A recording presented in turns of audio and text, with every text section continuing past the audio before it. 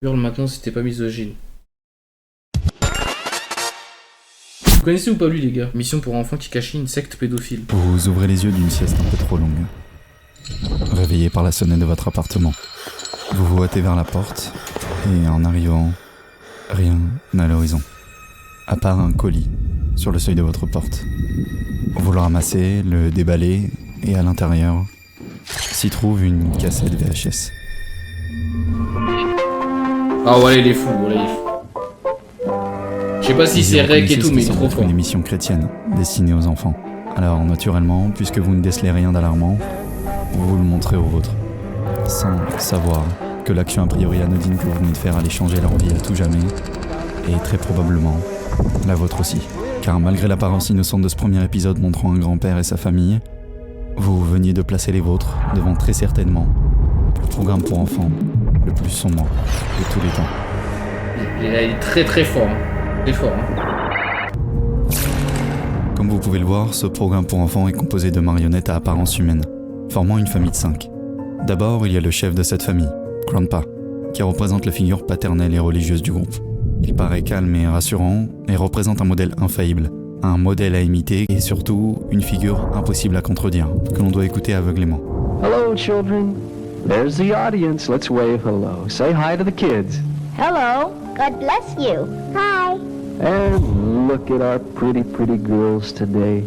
You're dressed in such nice dresses and your hair looks so nice. Ensuite, il y a sa femme, Maria, un personnage plutôt en retrait, servant principalement à appuyer davantage les points de Grandpa auprès des enfants. The Bible says, "He that giveth to the poor shall not lack, and he that hath mercy on the poor, happy is he." Parmi les enfants, il y a Davidito, qui est en réalité le personnage le plus présent à l'écran, même devant Grandpa, puisqu'il est là dans quasiment tous les segments courts et raconte ses propres histoires en parlant directement au public. First story happened when I was very small. We were living on the beautiful island of Tenerife. Déjà, comment les darons à l'époque, déjà ils voyaient ça, c'était en mode ah, je vais mettre ça devant mes enfants, que ouais, ça fait tarpin flipper, frère. L'enfant le plus gâté, tout le temps en train de recevoir des compliments ou des cadeaux. But David, if you look in the shopping bag, you might find a special surprise. Oh, thank you, Jesus. I wonder what it could be. Oh, Auntie Sarah, look. It's a red bus. It's just the one I prayed for. Ensuite, il y a Davida et Techi, qui sont plus en retrait et ont plutôt rarement des moments à elle. But first, how would you like to take a trip to Space City? That sounds like fun. I'd like to go. Me too. Et enfin, Tati Sarah et Oncle Alf, s'occupant parfois des enfants et participant à leur éducation. Not so fast, David. Il y avait pas mal d'émissions comme ça à l'époque. Comme ça là. Mais là c'est horrible. C'était distribué via des cassettes VHS. Before we go anywhere, what must we always do? Pray.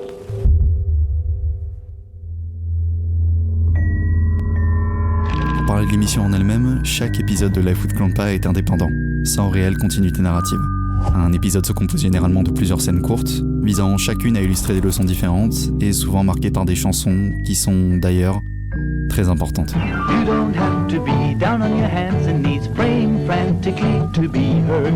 Prayer is something you're doing all the time, no matter what else you're doing. You can pray all the time. En regardant ces épisodes, le sentiment perçu est souvent positif, les thèmes abordés étant à première vue plutôt bons, comme la gentillesse, le partage, En mode c'était distribué pendant les messes. l'amour familial, la foi et l'obéissance. On ne peut s'empêcher de se sentir légèrement mal à l'aise face à elle. Et personnellement, elle me rappelle la vallée de l'étrange. Cette zone ambiguë, ce sentiment de presque humain mais pas assez, ce qui me cause parfois un sentiment de malaise en la regardant. Et en creusant un peu plus, on peut se donner raison. Malgré sa modeste apparence de guide religieux, le programme présentait des comportements ou des thèmes n'ayant rien à voir avec la religion chrétienne, ou étant tout simplement extrêmes, comme par exemple cette obsession pour la fessée.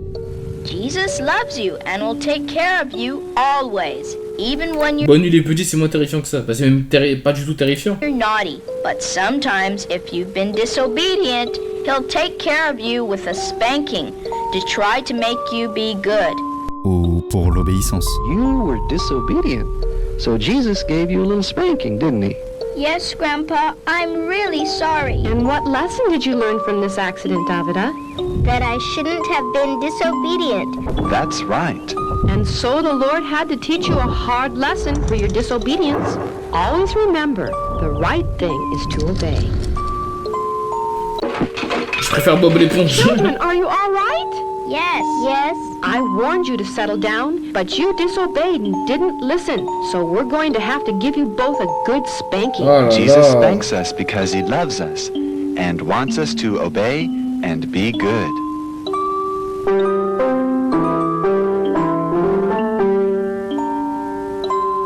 We're really En vrai, même sans le montage, j'ai vu des bouts, c'est hyper déstabilisant. Ouais, bah ouais, j'imagine. sorry. We spanked you to help you understand how serious little disobediences are. Ou encore l'un des indicateurs les plus flagrants que ce programme n'était pas un simple show pour enfants, sa position vis-à-vis des femmes. So do the dishes and clean the floor, and God can show us something more. I'm ready Oh, mon for Dieu. any job at all, whether it's great or whether it's small. I'm ready to go, ready to stay, ready my place to fill. Ready for service, slowly or great, ready to do God's will.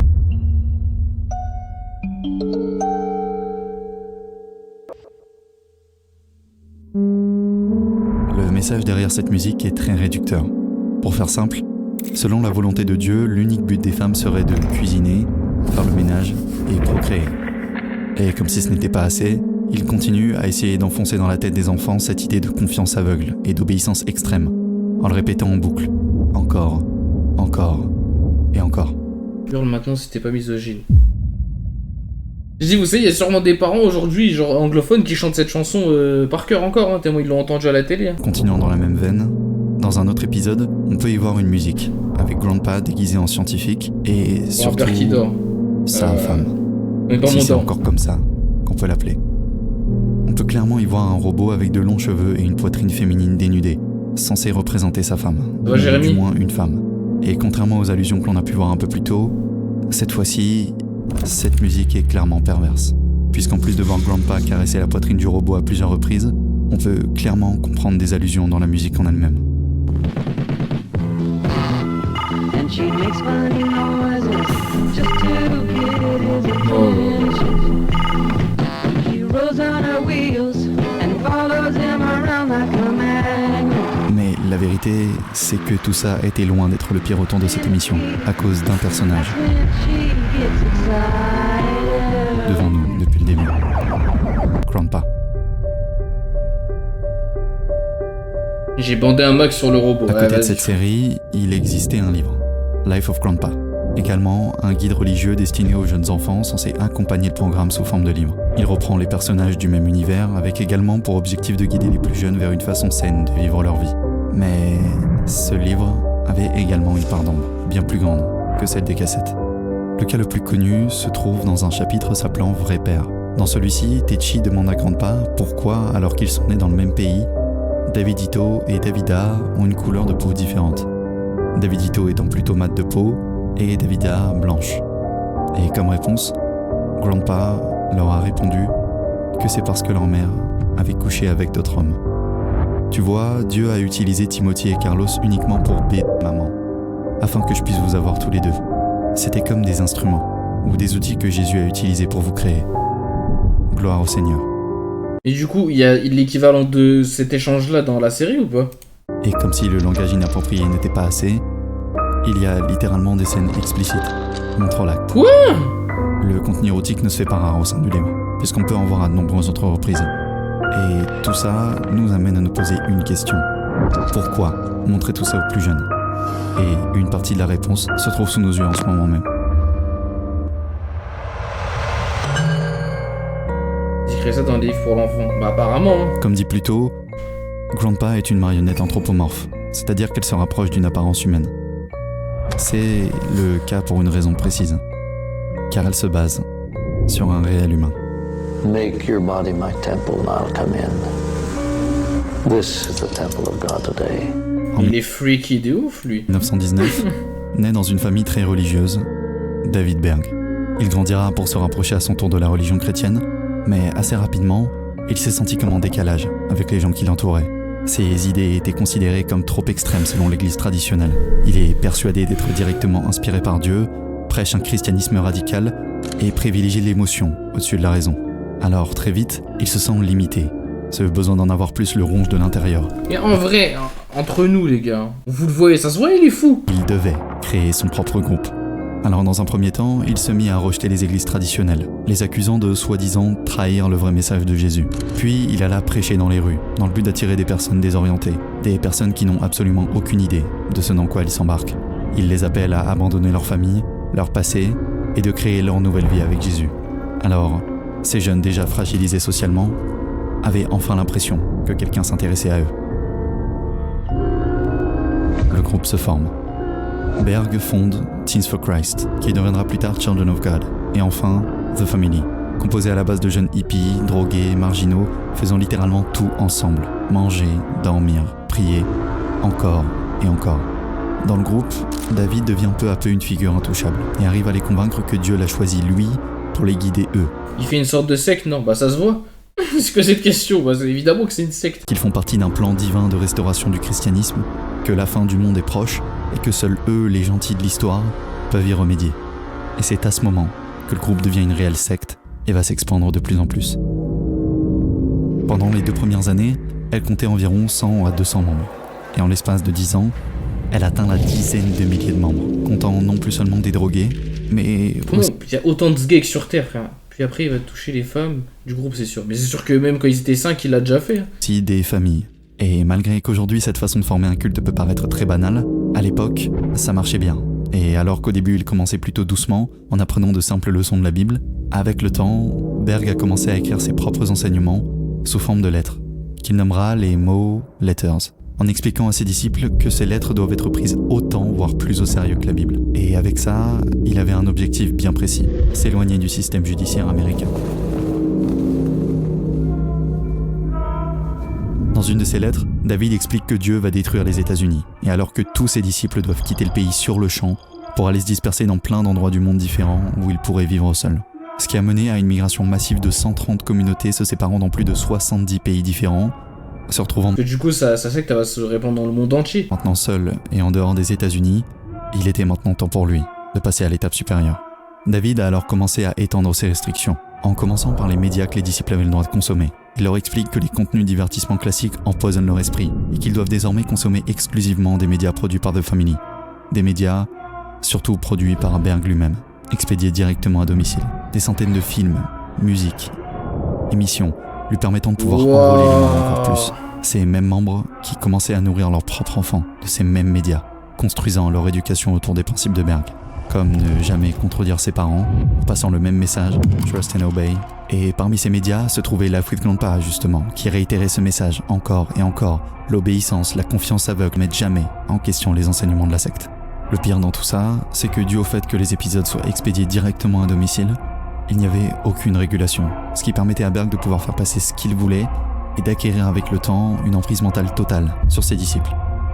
Et parmi toutes ces idées, il y avait un thème qui a été mis en avant plus que les autres. La sexualité.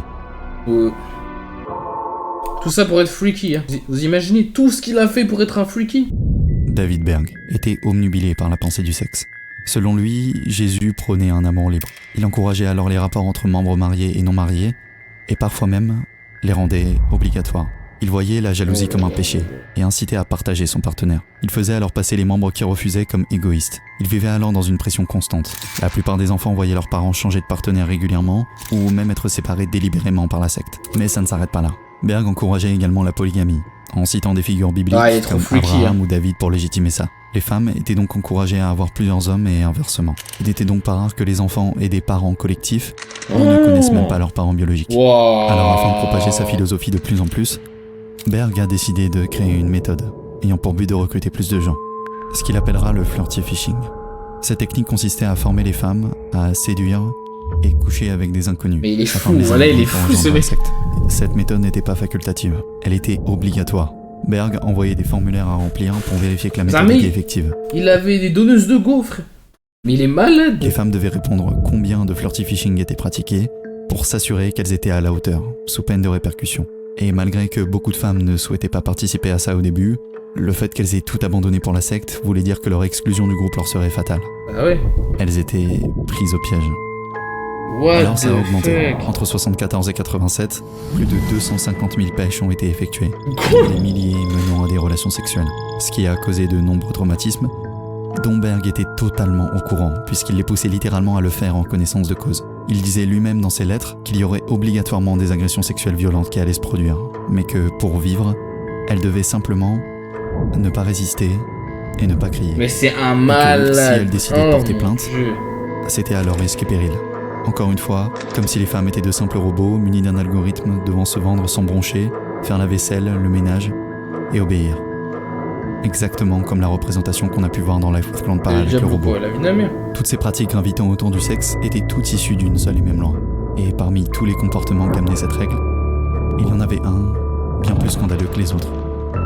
L'objet initial de cette vidéo était les enfants, et malheureusement, cette loi de l'amour qui les touchait indirectement via leurs parents ne les touchait pas qu'indirectement. Oh là là là là. Pédophilie, ouais bah on se doute hein. Et tout Tohnin qui découvre la vraie chétanisation du monde. Ouais mais là c'est pas un lui, c'est un envoyé de Belzébuth lui. Avant de commencer cette partie, je tiens à refaire un disclaimer. On va vraiment rentrer dans des sujets très sensibles, très immoraux. Alors si vous décidez de rester, bonne chance. On est armé de le vous abonner aussi. Enfin, rien vous empêche quoi. Je passe à là. Reprenons. C'est un point, il joue le À sang. l'intérieur des lettres, David affirmait de nombreuses choses odieuses. Et parmi toutes ces choses, il y en avait beaucoup concernant les enfants. Par exemple, il affirmait que Dieu approuvait les relations sexuelles entre adultes et enfants. Selon lui, il n'y avait aucune raison de ne pas accommoder les enfants au mode de vie selon la loi de l'amour. Oh là là. Et ce, dès la naissance. En ajoutant que si Dieu permet aux enfants d'être en capacité physique de se reproduire dès la puberté, pourquoi s'en empêcher? Il normalisait la Le message de Blédard, il y a la tête. pédophilie, et bien pire que ça, comme pour les autres comportements de la loi de l'amour, la règle était obligatoire. Oh là Suite là à cela, là. les abus ont commencé. Et il y en a vraiment eu énormément, puisque la majorité des parents non seulement permettaient les abus sur les enfants, mais surtout, y participaient. Oh là Avec l'un là. des cas les plus connus de l'affaire, la vidéo de l'amour. Un jour, Berg a demandé aux parents de filmer leur enfant en train de danser et de lui envoyer. Des vidéos qu'il a non seulement sauvegardées pour lui, mais qu'il a aussi utilisées et assemblées pour créer une compilation, qui sera ensuite envoyée à tous les membres du culte, avec un guide pour les pousser à en faire également. Et malheureusement, les parents ont adoré ça. En regardant Life with Grandpa, il est maintenant beaucoup plus simple de comprendre les allusions de l'émission. Et grâce à l'ordre d'obéissance extrême répété en boucle dans tous les médias de David, les enfants étaient réellement conditionnés. Il faut vraiment être un trou de balle, tu te fais manipuler par ça, frère. C'est une dingue. En fait, les mecs dans les sectes, ils sont trop bêtes, frère. Mais déjà, lui, c'est un malade mental, mais je vais. Oh là Ne rien là remettre en là question. là là là là Et au là. Mais les contraire, enfants, les pauvres. à normaliser les abus qu'ils subissaient. Ces mêmes abus, poussés et alimentés à cause de la perversion obsessive de Berg, qui participait lui-même à ces pratiques avec ses propres enfants. Car, comme si ce n'était pas assez, l'inceste était un point qui ne le dérangeait pas. Inutile de préciser que quiconque ne voulant pas participer à ces pratiques sexuelles était menacé d'exclusion, ou Mais même wesh, frère. envoyé dans des camps de reprogrammation de la secte. Des camps de reprogrammation. Il est maintenant temps de réellement s'intéresser aux pratiques de David le concernant directement. Et quoi de mieux pour ça que de repartir à la source pour mieux vous l'expliquer. Life with Grandpa, la vie avec grand-père, la vie avec David Berg.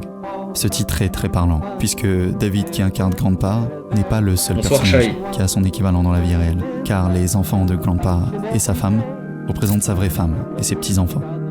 Aujourd'hui, lorsqu'on tape Children of God sur YouTube, on tombe sur plusieurs interviews de survivants de la secte, des personnes qui sont nées Incroyable. et ont grandi avec elle et qui témoignent du mode de vie qu'ils vivaient, des traumatismes qu'ils ont pu Oh en my garder. God. Et c'est grâce à ces témoignages qu'on peut avoir pas mal de réponses sur l'entourage de Berg.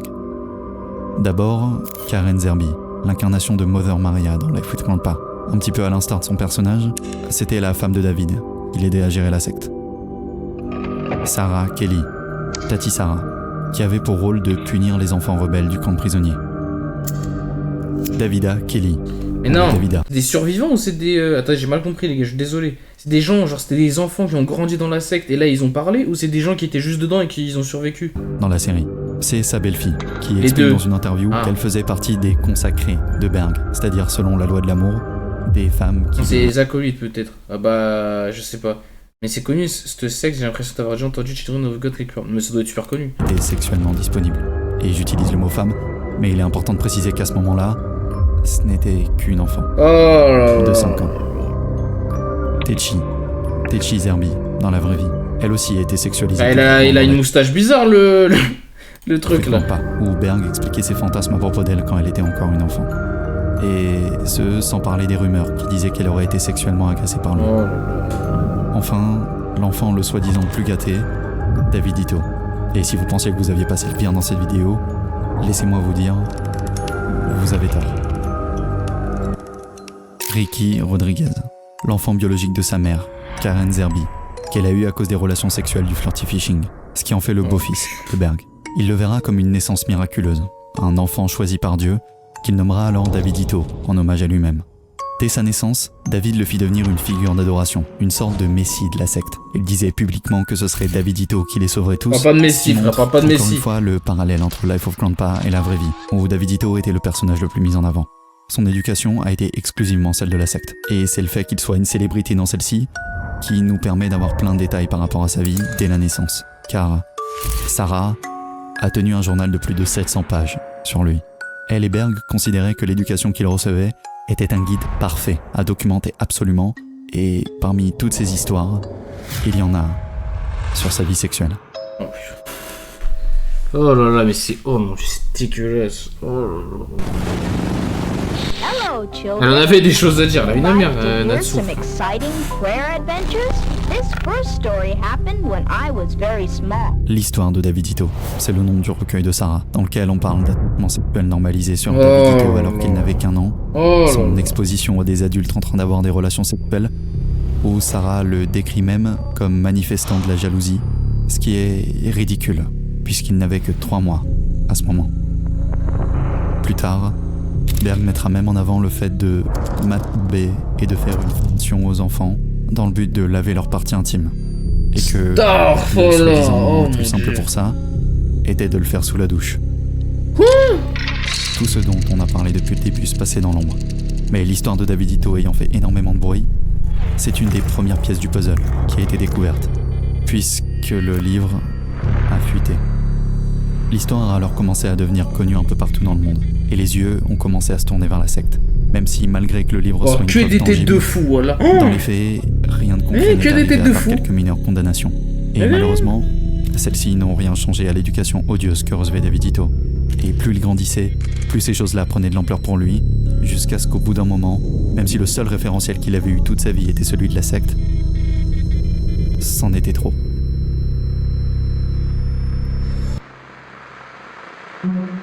Nous sommes désormais en 99. Davidito est un jeune adulte et il s'enfuit. Il prend un avion et part vers les États-Unis dans le but de vivre une nouvelle vie. Après un certain temps, il commence à s'ouvrir à propos de ce qu'il avait vécu sur un site web destiné aux survivants de The Family. Et ce sera là qu'il postera son premier message, intitulé Ricky, Life with Grandpa. Dans sa lettre, on ressent réellement la torture mentale qu'il a subie et qu'il le suit encore tous les jours. Une torture qui ne prend jamais de pause. Mais il faudra attendre un peu pour que Ricky nous donne plus d'informations.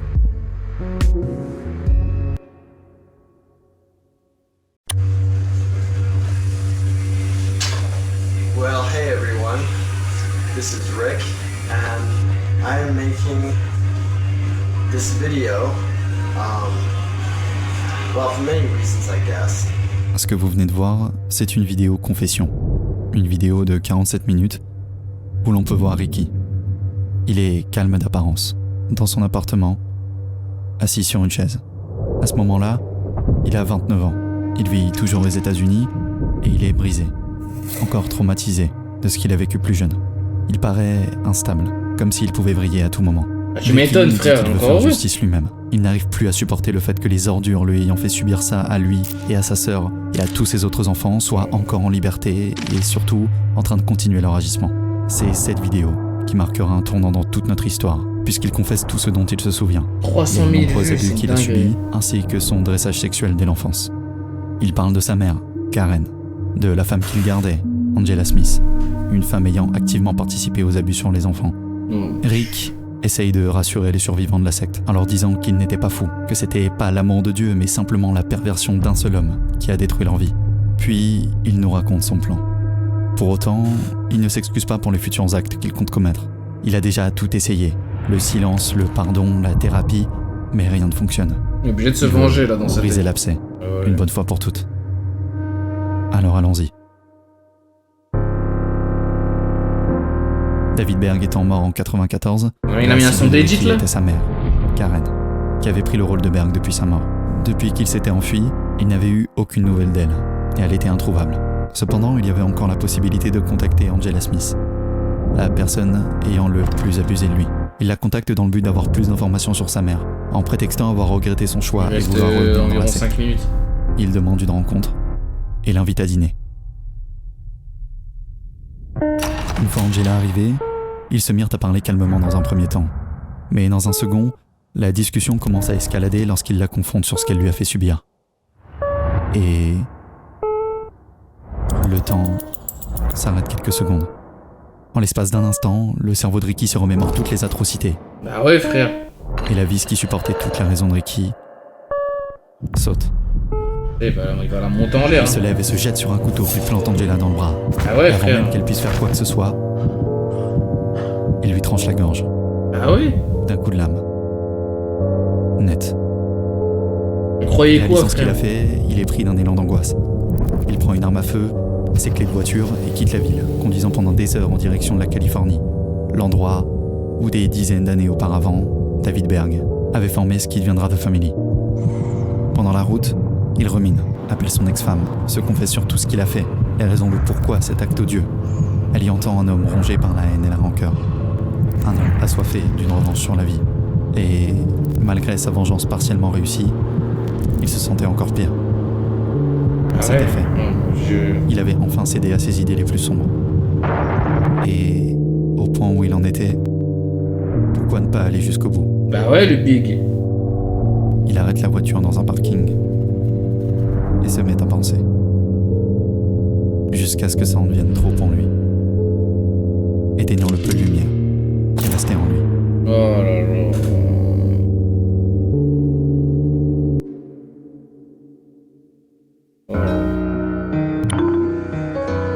La mort de Ricky a sonné comme une cloche de fin pour les survivants de la secte.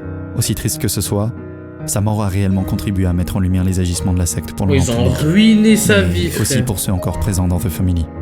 Et cette dernière sonnette d'alarme, ce dernier appel à l'aide, a permis à beaucoup de gens de percer à jour ce qui avait contrôlé leur vie pendant si longtemps. Suite à cela, certains enfants ont été interviewés et on a pu constater les dégâts qu'avait causé Berg.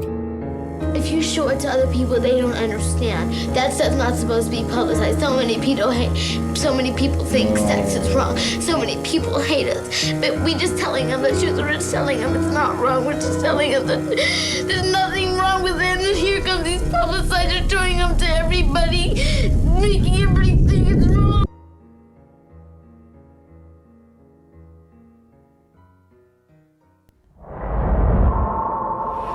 Life with Grandpa était une émission pour enfants cachant un lourd passé. Une émission qui aura lavé le cerveau de toute une génération. Et malgré toutes les preuves pouvant inculper les têtes pensantes de la secte, David Berg sera mort de cause naturelle avant quelconque sentence à son égard. Son épouse s'en sortira avec la simple promesse de ne plus recommencer et continuer Ah sa vie ouais. dans des projecteurs. Oh my god, mais Sarah quoi? Kelly quittera la secte disparaissant sans laisser de traces depuis 2018. Mais quoi? Techi s'exprimera sur le cas de son frère, expliquant que selon elle, il était juste fou. Mais quoi? elle est toujours dans The Family encore aujourd'hui. Davida, la belle-fille et consacrée de Berg, parlera publiquement en 2005 dénonçant ses pratiques et témoignant contre le passé de la secte.